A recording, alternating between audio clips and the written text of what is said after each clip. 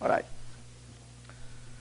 So speaking of mobile, it's needless to say, it's a phenomenal space to be in right now in terms of number of mobile connections and in terms of the amount of revenue to be made in this space. So this slide is just stating the obvious, how important the whole mobile space has become in a short span of time.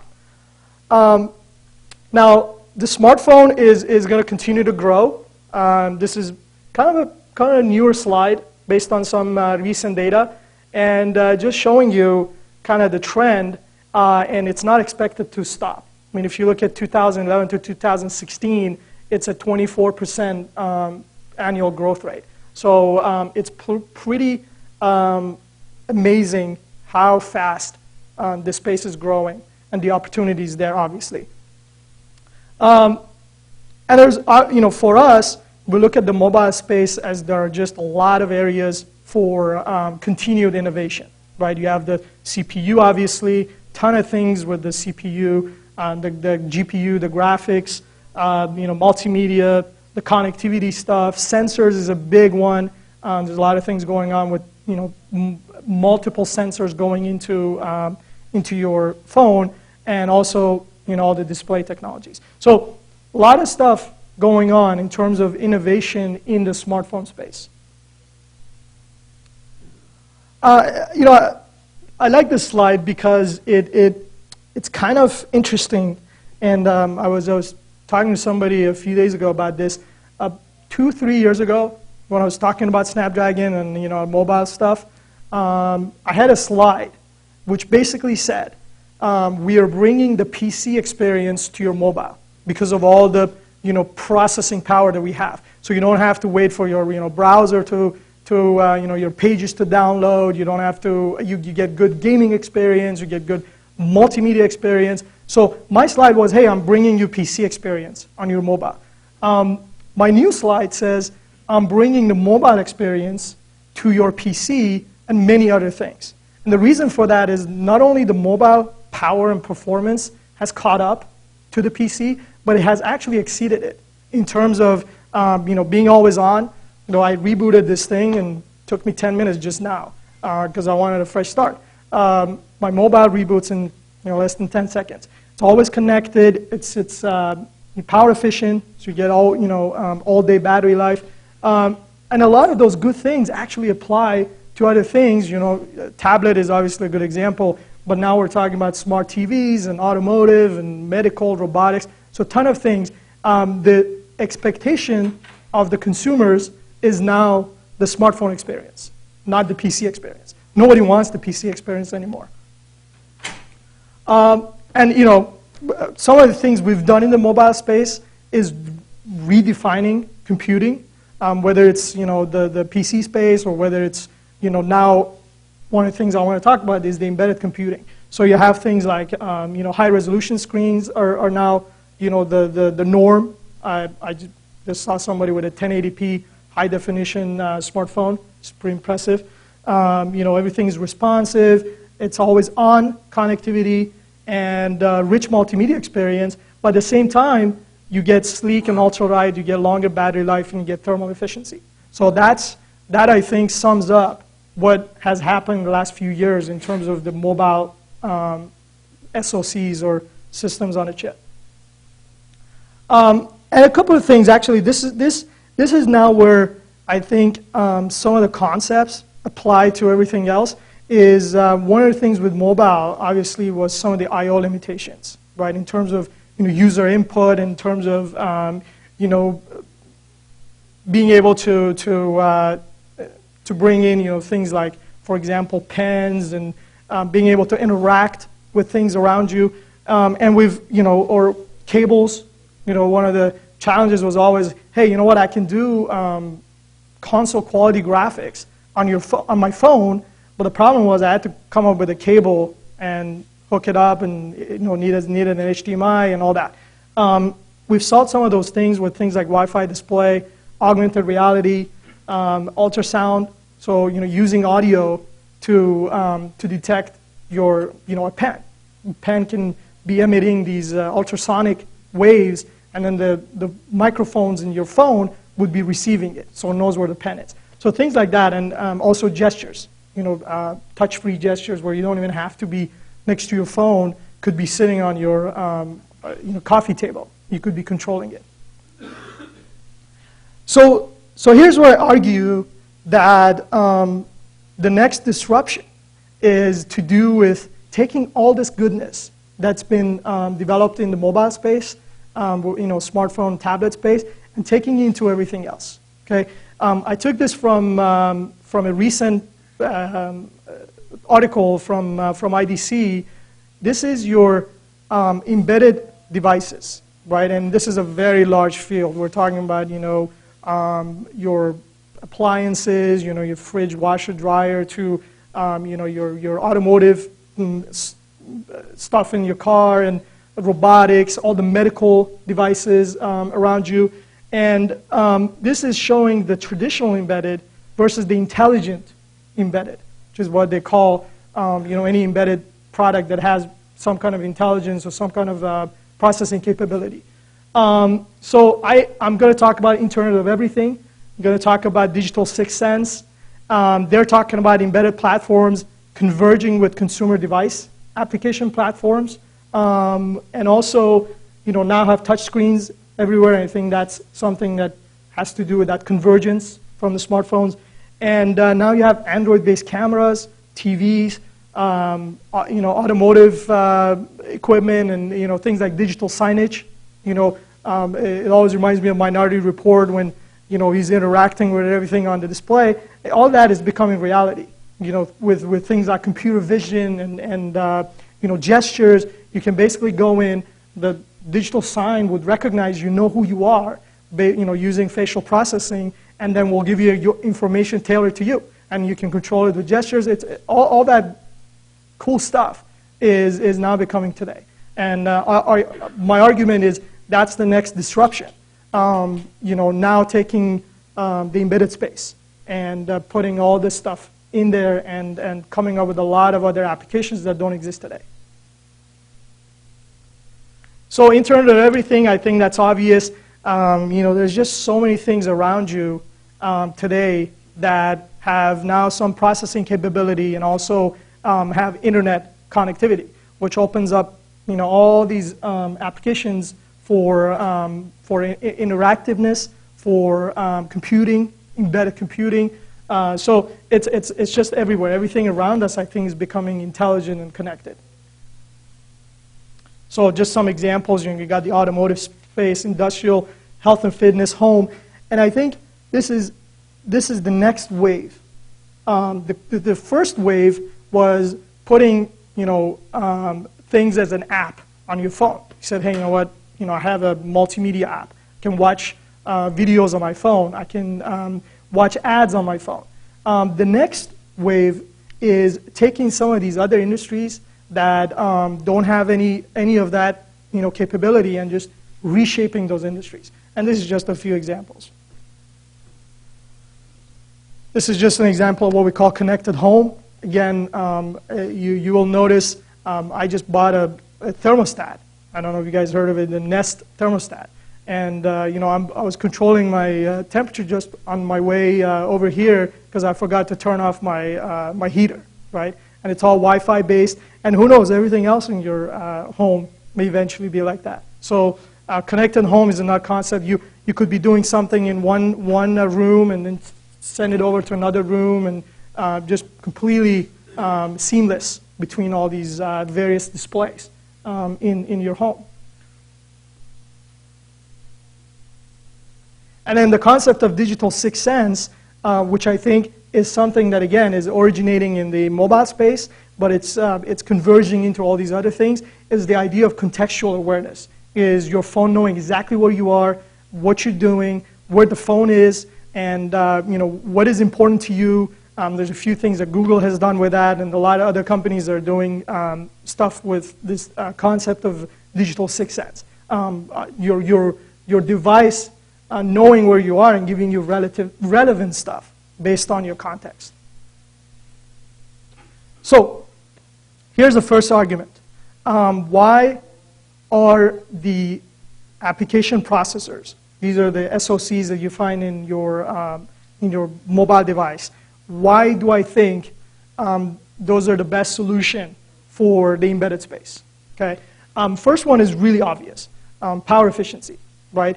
You have no fan, no noise. A lot of this stuff that we're talking about, first of all, you don't have the space to put in a fan sink. Second of all, you don't want the noise, and you don't want the high temperatures that comes with some of the other types of processors. So I think this is the big one. And also lower cost power supplies. A lot of these devices can be battery operated and can give you all day battery life. So that's the first one. And then the second part is all this multimedia features that have been developed in the mobile space. Things like having multiple HD cameras, HD displays, things like sensors, which we talked about. A ton of sensors that now are working, and probably your average smartphone has 4, 5, maybe 6 different sensors going on inside. And things like location services is a big one. A lot of development in that space, and computer vision. So I think because of these capabilities and because of that energy efficiency, these SoCs from the mobile space are the best solution for the embedded space. And Snapdragon, which is the chipset that I work with, has the CPU, the high performance CPU. The latest one we announced at CES, which was Snapdragon 800, has 4 cores, each running up to 2.3 gigahertz.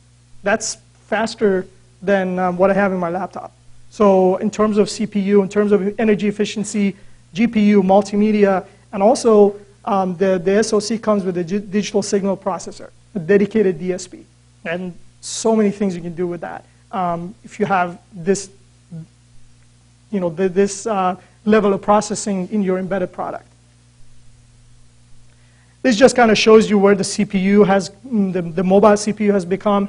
So this is the CPU you have. It's called Crate with the Snapdragon. In terms of where it is, in terms of performance versus power.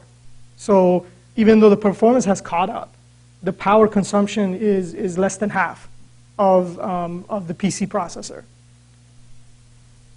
And then the GPU, the same thing. This is last generation GPU, which was no slouch, in terms of graphics processing. The new generation almost doubles that performance. And you get things like more advanced lighting effects. And you can imagine things you can do with the GPU. It's not just gaming. There's UIs. There's processing of if say you have a digital signage, you want to be able to show high quality 3D graphics. So having a powerful GPU is also very important. And then I talked about the DSP. Now the DSP, one of the advantages is it's an open architecture. There's a DSP access program, and you have a lot of tools to be able to interface with the DSP and do things like gestures. I talked about image processing, all the camera stuff, voice quality, high definition audio. So a ton of things you can offload to the DSP and get really good performance. So the other thing that I think is important with the smartphone SoCs is the fact that all these technologies and all these subsystems are integrated into one chip. So if you are thinking about, for example, putting a chipset, one of these into your robotic application or a digital signage, you're not dealing with multiple different chips and trying to figure out how to connect them all together. They're all in one chip. You're only interfacing with one chip. So you have the chipset, you have power management that comes with it, connectivity like Wi-Fi, Bluetooth, all those things is integrated inside the same chip. So I think that is another big factor when you think about putting a smartphone or a mobile SoC into an embedded device. And Android, again, I probably don't have to tell you guys what has been the growth of Android.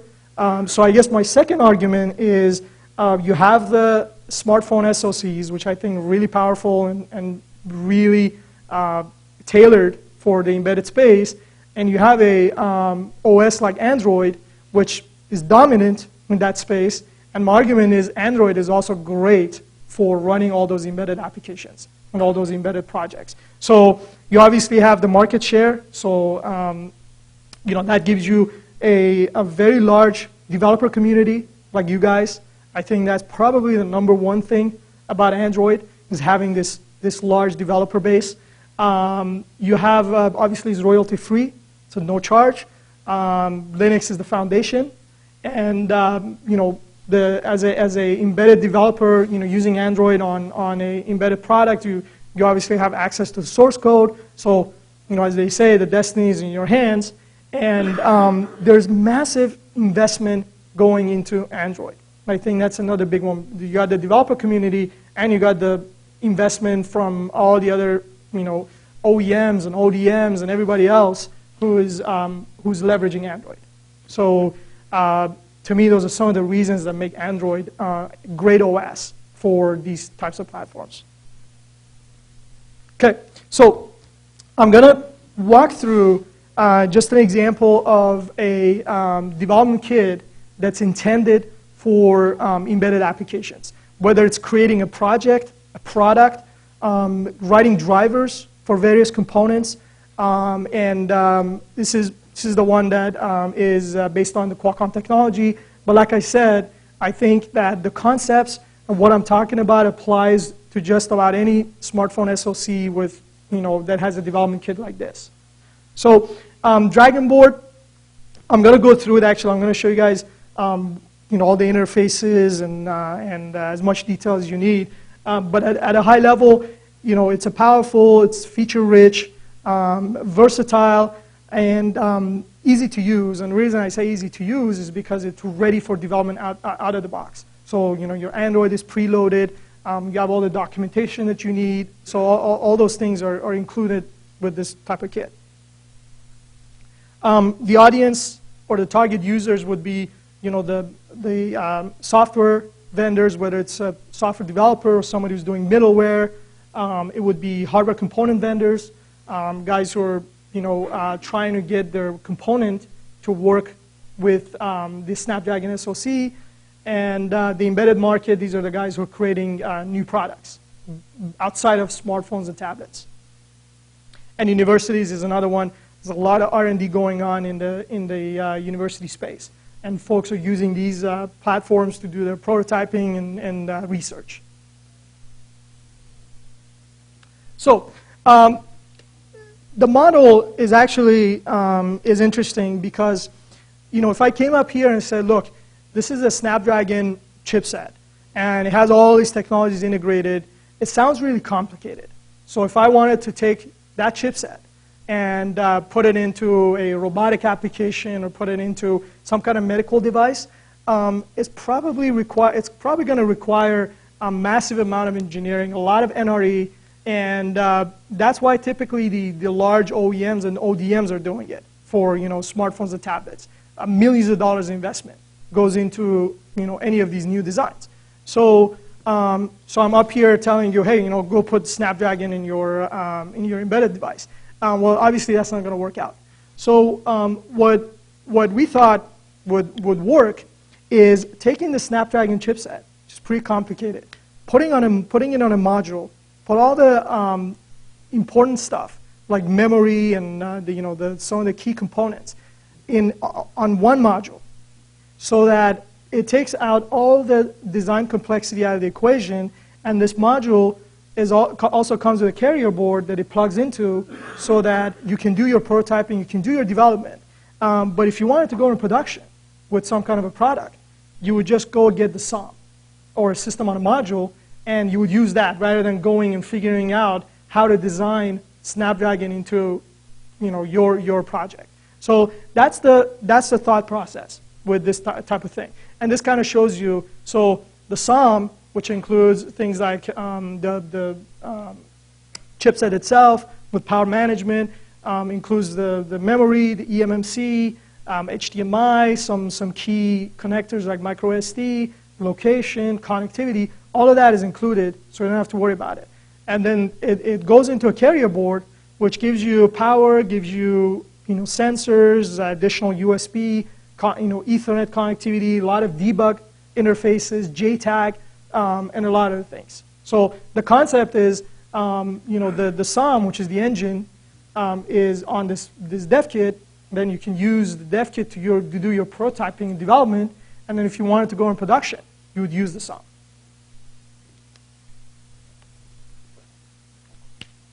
So the SOM is fairly small, as you can see. Comes with some of those things that I mentioned, and it's standalone production ready.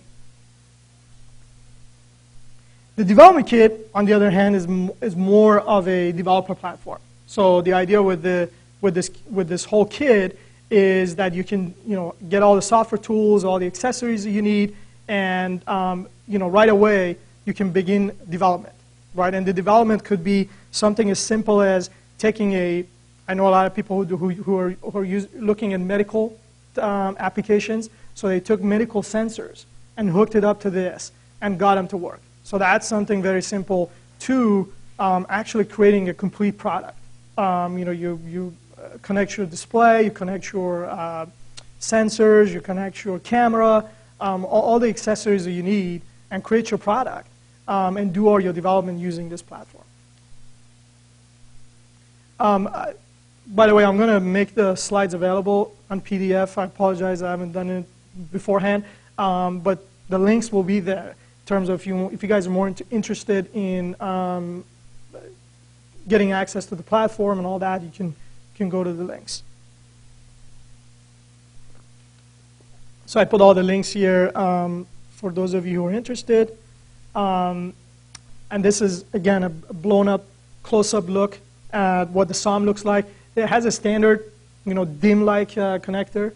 So, if you were to develop something out of this and you wanted to actually go into production, it would be a fairly standard interface to put on your baseboard for whatever your design is.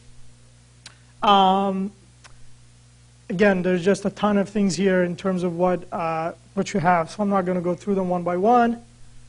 And this is the SOM now on the development kit and all the interfaces that you get with the development kit. Another good thing I thought about this is it's a mini ATX form factor. So if you wanted to actually even go around and maybe showcase something using this, you can put in an enclosure and make it look fairly decent. Okay. So now let me try see if I can speak your language, even though I'm not an Android developer. But I try to put a few simple slides, just kind of walk you through on what would be the process for taking something like this and going all the way from the low-level Android framework all the way up to your app. And I'm going to highlight a few things that I think are relevant because of the argument that I made at the beginning, which is the idea that with all the investment that's going into an SoC for a smartphone, all the investment that's going into creating various technologies and various types of software for the Android space, all of that goodness is now available to you because that investment is already done, and you can take advantage of all that if you're doing an embedded project. So that's why I'm going to kind of walk through this and point out some of those things that you can take advantage of when you're doing this type of development. Okay? So starting with the Android software platform, as far as getting started, obviously this is where you would start. You get the dev kit that I talked about. The company who created this dev kit is it's called Intrinsic, and they call their SOM OpenQ. So that's the name of their system on a module that has the Snapdragon chipset.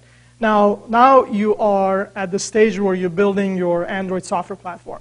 A couple of sources to get the software.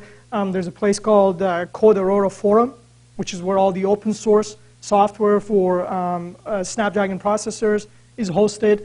And also on the Intrinsic side is all the non-open source stuff. So things like the firmware for GPU, for wireless LAN, GPS, and all that stuff. And once you purchase the Dragon board, then you go get access to all that code as part of the dev kit. So step by step, how do you build this? Four major steps. I try to simplify it as much as I can. Basically, you go get the open source software for the this particular processor that's in the SOM, and it's pretty easy to go download that from Code Aurora forum. There's a wiki site if you need additional support in downloading the code. Then you go get the specific release. So now you have the code for the application processor, but we have a platform that's based on that application processor. So all the additional code will be available on the Intrinsic website. So you can go download that. You download all the patches, and there's actually a programming guide in case you want to download other things or sort of get more detail on programming it. Then you build it. It's the standard build process for building your Android OS. And then you load it up. So this is standard ADB interface, and you would use Fastboot to do the load. You also have JTAG support if that's something you use in your environment. And basically all the standard ADB and Fastboot commands will work on this dev kit. Okay, so that's obviously the first step. Now, the second step is all the application libraries. Now, there's all the standard Android application libraries that are obviously available to you. But the advantage here is that you get all these other advanced technologies that are developed on Snapdragon. So all of that comes along for the ride. And I'm going to touch on a few of them. Basically, there are a lot of technologies that are built for Snapdragon. There's some that are tuned for Snapdragon, and some that are enhanced for Snapdragon. But the idea is that if you take advantage of these technologies, you obviously get better performance and better power efficiency, because those things will be optimized for the hardware that you guys are, that's inside the project. So another good link to go to. There's a website called Qualcomm Developer Network, which is accessible at developer.qualcomm.com. A lot of these technologies, along with sample code, SDKs, APIs, all of that is available on that website.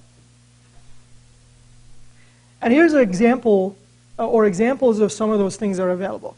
I probably don't have time to go through all of them, but let me start with Snapdragon SDK, which was the idea of, we had all these technologies that you could develop for on the Snapdragon, but it was kind of difficult to do it. So creating an SDK, making it a lot easier to do, to incorporate some of these features in your application. There's things around camera, facial processing, sensors, and touch-free gestures. I'll give you a couple of examples. One example, and I think this is a good example for if you're building a computer vision type application, is the idea of being able to detect a face, recognize a face, but even go further in and recognize, eyes, nose, smile. So, for example, if you're detecting a face and you want to make sure that their eyes are looking at a certain space, you can get all those events, and it's very easy to detect that using this SDK. So it allows you to do things like tracking audience engagement to see if the person is looking at something or are they looking away. For sensors, I talked about the contextual awareness. So it's the idea of knowing where things are, and even things like ambient temperature, the motion sensors. If you're developing something that's going to be on the person, knowing where they are. Also things like indoor location also uses all these sensors. So you can easily access and get things like directional tap, shake, tilt, face up, face down, all those things. And then touch-free gestures, I think that's also really important in embedded space because you may not always have a touch screen on whatever your application is. So you can use gestures for control.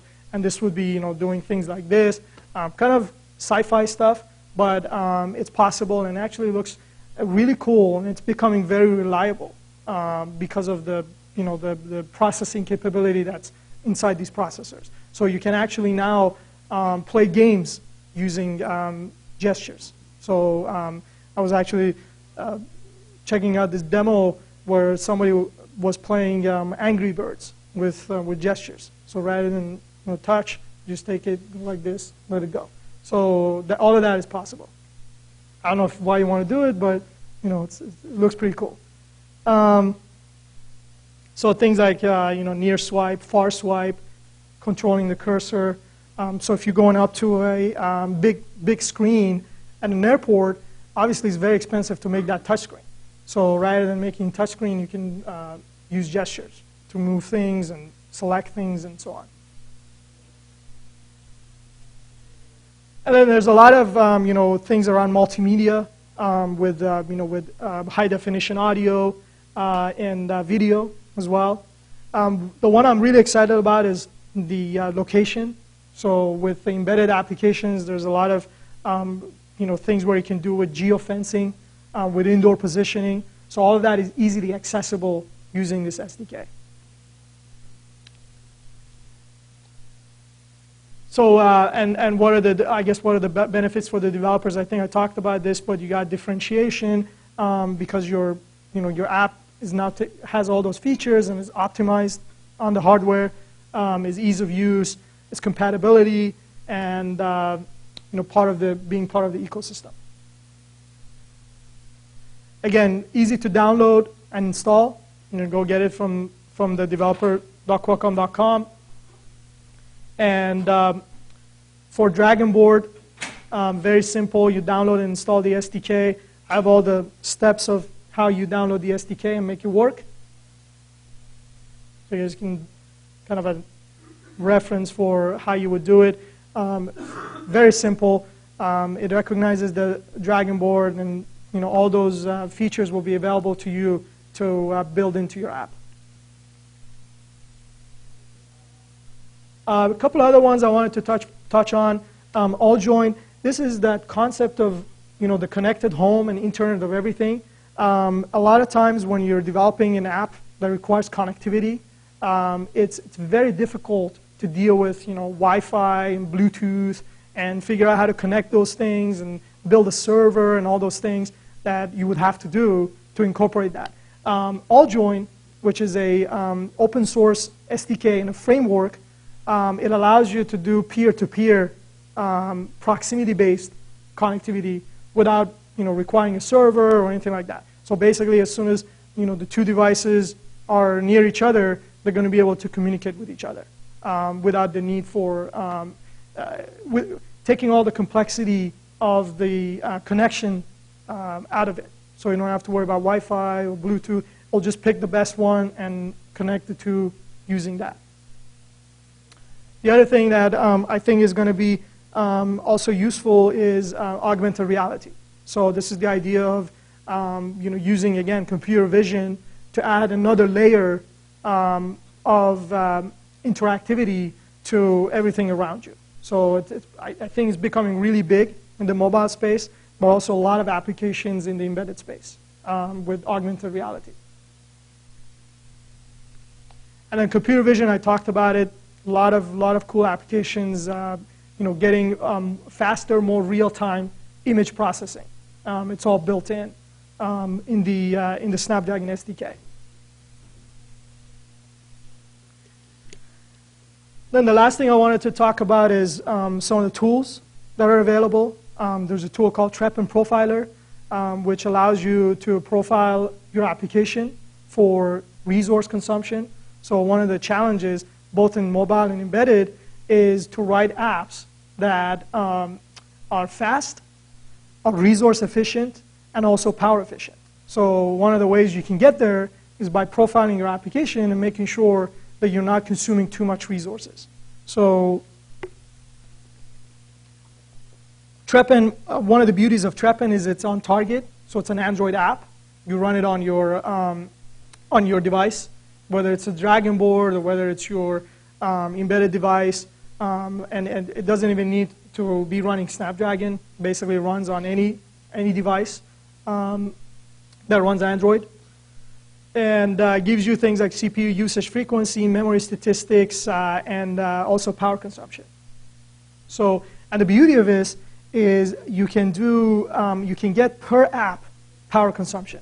So one of the challenges is, when you look at, for example, your phone, your mobile phone, and you look at all the power statistics, it's actually on the system level, right? Whereas with this, you can actually get down to the application level and figure out exactly how much power your app is taking on the battery level, right? So you can probe your battery, or you can use this app to exactly know what your power consumption is.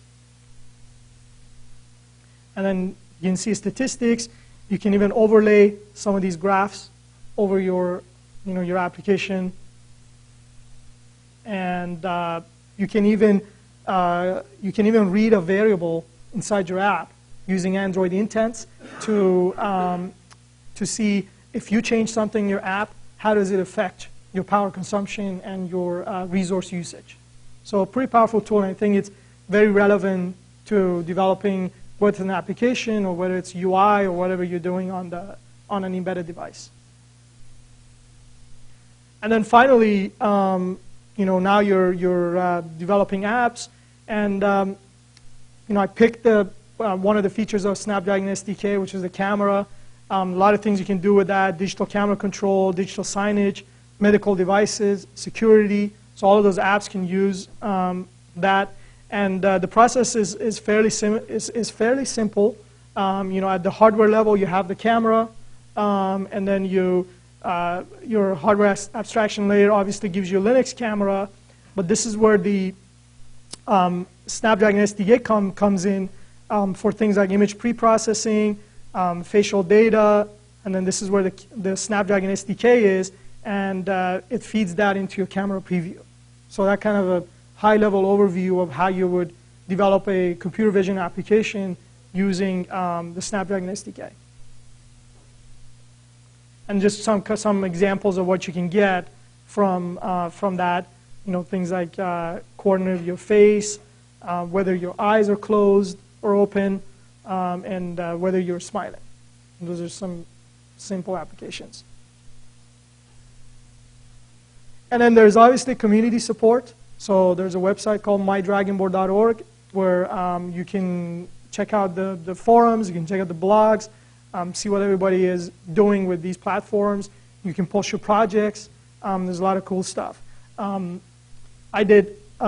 posted a blog just a few weeks ago on some of the things that we showed at CES 2013 in Las Vegas, where a couple of teams that had done things with the Dragon board and taken the Snapdragon processor into something else. One of them was the photo booth. What could be more simpler and more mundane than a photo booth, where you go in a mall and you sit down in a photo booth, you take your picture, you get a bunch of printouts, and you walk away. Well, imagine if you make that experience more interactive and more intelligent. So what we did is we put in the Dragon board into a photo booth, so it's a full-on photo booth. Took the camera that comes with the kit, put it in there, hooked it up to a high-definition display.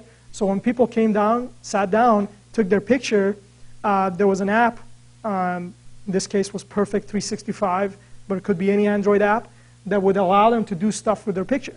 So they got to enhance their picture and glamorize themselves and send the picture to their email or Facebook, even print it. So all those options become available when you bring in, put in the Snapdragon chipset or any SoC into something as simple as a photo booth. The other one that we showed, which I don't have a picture here, was the idea of kind of similar to digital signage, but the idea was basically taking a transparent display. So it's kind of a new trend where the display is transparent, so see-through. And there's a lot of applications for that where you don't want the display to be to take up too much space and kind of mess up your aesthetics. So we hooked up the SOM, put it into the stand for that display. So now the display is fully interactive. So it's running Android. You can use gestures to go through things. There was a UI showing you, and the concept here was we were putting this into a kitchen. So a lot of times people want to have a computer in their kitchen, but it has all these cords and it's bulky and all that. So the idea of transparent display, we put in a cover, a glass cover on top of it, so it can be even washable. And you spill something on it, you take the cover off, you go wash it in the sink, put it back on. So really cool idea, but putting the system on a module into the stand of this thing. First of all, there's no way water could get into it or anything like that. So pretty safe there. All you need is one power cord to power it up, and you get a full Android experience on that display. So that was another thing. I didn't have any pictures of it to show, but there's a couple of cool videos where people checked it out. So, and that's all I got. So I think we have 5 minutes for questions. Yes? It's actually based on a chipset called 8060A, which is the equivalent of a chip called 8960 or Snapdragon S4 Plus. So.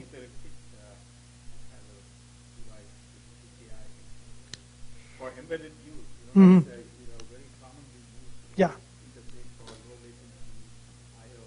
I'm kind of disappointed that I'm not finding anything. Yeah, good question. So one of the things we're doing is we actually we're working with multiple companies to create SOMs based on our chipsets, and there are some chipsets that have PCI Express. So when the SOM based on that comes out, you'll get that capability as well. Is there an EVM that I can use now? It's not available now, but will be available soon. Not some, but just for the use. Yeah. So the idea about the SOM is you have the SOM, which has the chipset and everything on it, but it also comes with a carrier board, which gives you all the other interfaces. So every SOM will also have a carrier board. So in the case of 8064, the carrier board will have PCI Express. Talk to me. I mean, we have some new announcements for the future SOMs. I think I used the 8060A as an example because it was the first one available, and it's the one available today.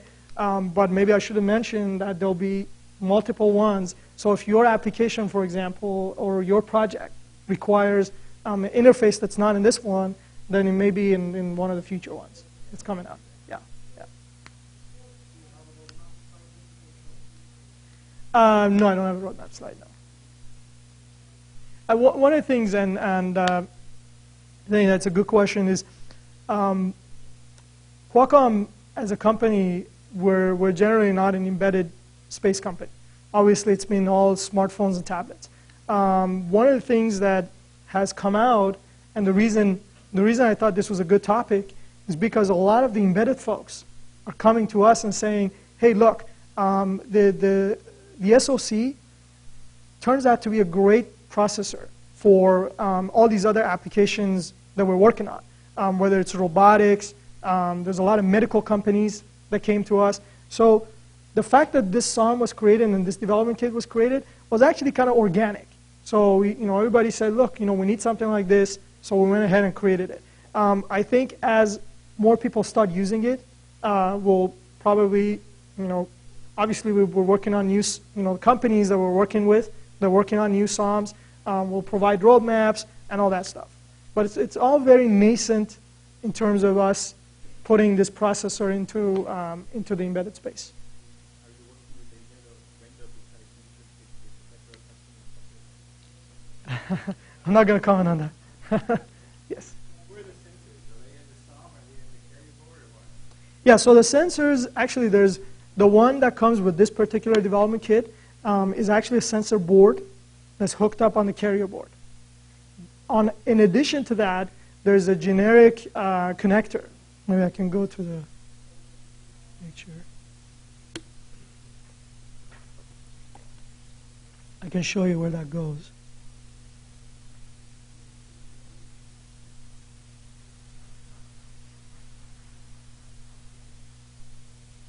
So yeah, the question was, where are the sensors? There's one sensor board that's plugged into here. It has a few sensors from ST Micro, all on the same board, and it comes with this kit. But if you're putting in your own sensors, there is a sensor interface. I believe it's one of these sensors, but I'm trying to figure out which one is it. There it is, number 13. So it would be this one. So it. Hmm.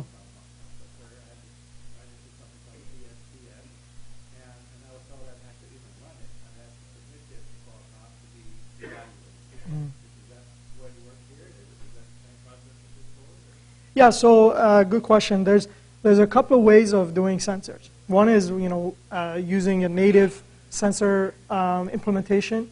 The other one is we have a dedicated sensor core that you can use to run your sensors. If you want to do that, today you have to go through Qualcomm to kind of make it all work.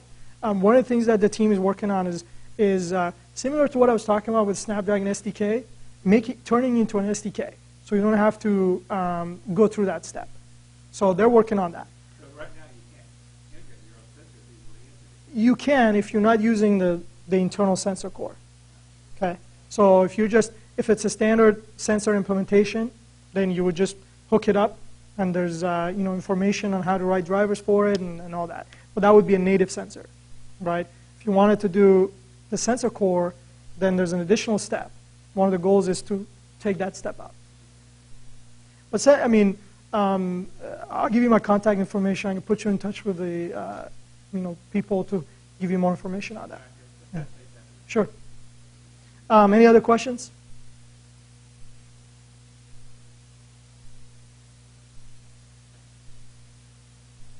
All right. Well, I think that's all we got. Again, thanks for attending this. As I was saying, the whole putting this thing out in the embedded space is fairly new, and I'm personally really excited about it because I think that I have my personal vision is that Snapdragon can be, or generally any mobile SoC can be the perfect processor for all these intelligent things that we're thinking about. I was walking in Japan, and I see all these things that are connected, things that are smart, and those guys are, I guess, a few years ahead, but there's so much more that they're thinking about.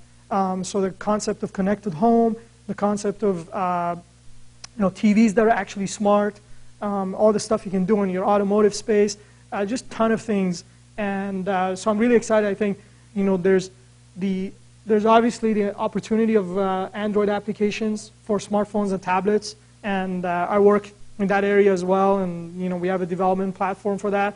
But the one I'm super excited about is taking these chipsets, putting into all these other things, and then bringing Android and all these applications that are developed in Android, all these technologies that are developed on top of Android, bringing all those things and spreading it out across your home, across your office, across your digital life.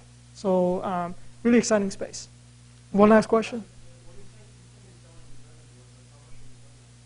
Actually, we're not selling the Dragon board. Like I said, we work with a company called Intrinsic to create the development kit. They're selling the full kit, which is the carrier board plus SOM, for $499, about $500. And then the SOM the standalone SOM is also available, and the pricing of it is based on your quantity. So the SOM comes with the kit for your prototyping, but if you wanted to actually go and create something that you wanted 10,000 or you wanted 1,000, they will they can help you with that. Okay. All right. Well, thanks everyone. I appreciate it, and have a great rest of the show.